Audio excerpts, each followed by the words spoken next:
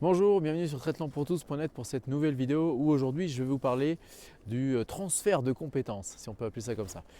Avant de commencer la vidéo, je vous rappelle que vous pouvez cliquer sur le petit bouton s'abonner qui apparaît dans le coin pour pouvoir vous abonner à la chaîne YouTube et ainsi être informé des dernières vidéos mises en ligne. Donc le sujet du jour, les, les transferts de compétences. Pourquoi des transferts de compétences? C'est une question qui m'a été posée par Jean-Marc. Savoir si ça pouvait faire un sujet d'une vidéo, oui. Alors, est-ce que en fait, l'avantage de faire du triathlon, c'est qu'on fait trois sports. Donc, est-ce qu'on peut tirer profit de ceci? Oui, et on a tout intérêt à en tirer profit. C'est que ce qu'on va développer, les capacités par exemple, les capacités qu'on va développer à faire des séances de VMA en course à pied, ça va aussi nous développer, évidemment, ça va nous développer du souffle, ça va nous développer le cœur, ça va développer plein de choses qui vont être aussi transférables pour la natation, qui vont être aussi transférables pour le vélo, bien sûr. Donc après, tous les muscles ne fonctionnent pas de la même manière entre les trois sports, à savoir que en course à pied et en vélo, par exemple, les jambes des muscles en fait, travaillent dans le sens opposé. Donc tout ne va pas forcément être transférable quand vous allez faire des séances de course à pied, à faire des montées d'escalier, des choses comme ça va vous apporter plein de choses, ça va faire travailler le cœur, ça va faire travailler le souffle, donc ça va être très très bon pour, ça va vous apporter beaucoup de choses pour la natation, pour le vélo. Par contre, c'est vrai que ça va pas faire, les muscles ne travaillent pas dans le même sens que pour le vélo en course à pied, donc du coup, tout ne sera pas transférable, mais vous avez quand même beaucoup de gains et vous avez vous êtes vraiment intérêt à faire des séances de VMA en course à pied, des séances de côte en vélo, vous allez faire des séances de sprint en natation. Tout ça, ça va contribuer à améliorer votre capacité cardiovasculaire qui va être transférable sur les autres activités du triathlon, notamment natation, vélo, course à pied. Donc déjà, ça, c'est une première chose.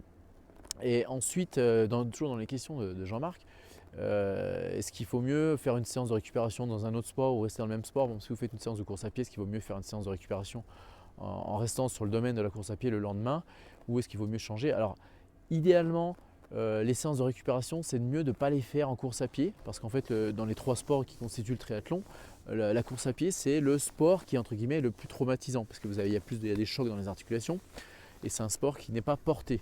Donc les séances de récupération, idéalement, c'est de le faire avec un sport porté. Donc comme le vélo qui est très bien, comme la natation qui est très bien. Donc après, si on est moins à l'aise en natation, on peut aller faire une séance de récupération, on la va faire plutôt en vélo, une séance cool en vélo. Et la séance de récupération sera très efficace et on se fera pas mal. Il n'y aura pas de choc. Si vous avez fait une grosse séance de course à pied, alors je dis n'importe quoi, vous faites une grosse séance de course à pied un mardi, et bien le lendemain, vous ne faites pas la séance de récupération en course à pied, vous la faites plutôt en vélo ou en natation. Voilà, c'est l'avantage.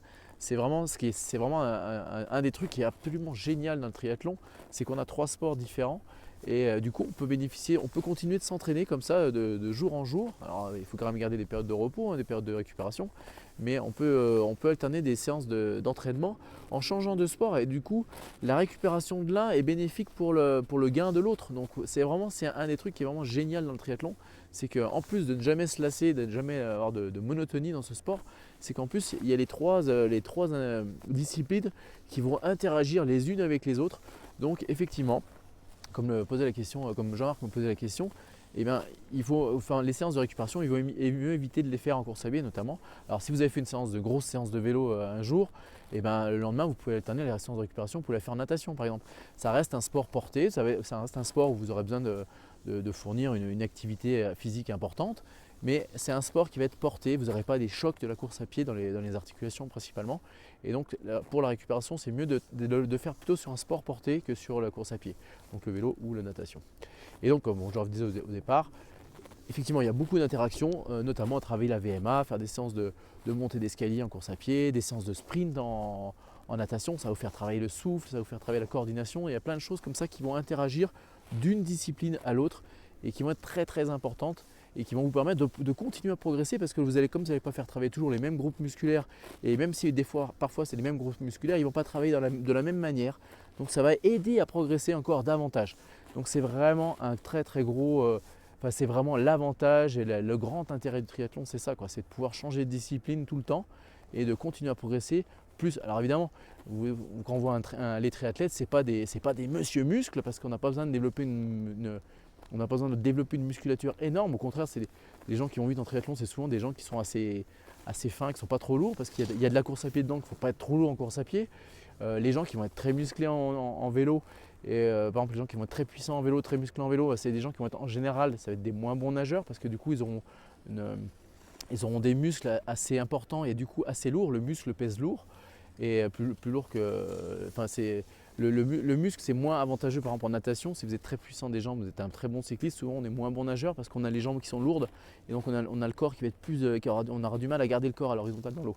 Donc ça peut être des inconvénients, mais il y a beaucoup d'interactions, il y a beaucoup d'avantages dans le triathlon justement à changer de discipline, à jamais faire des deux fois, donc jamais faire deux fois la même séance d'affilée, et surtout aussi essayer d'alterner les sports et jamais faire deux séances de vélo ou jamais deux séances de course à pied. Essayer tout le temps de changer de séance.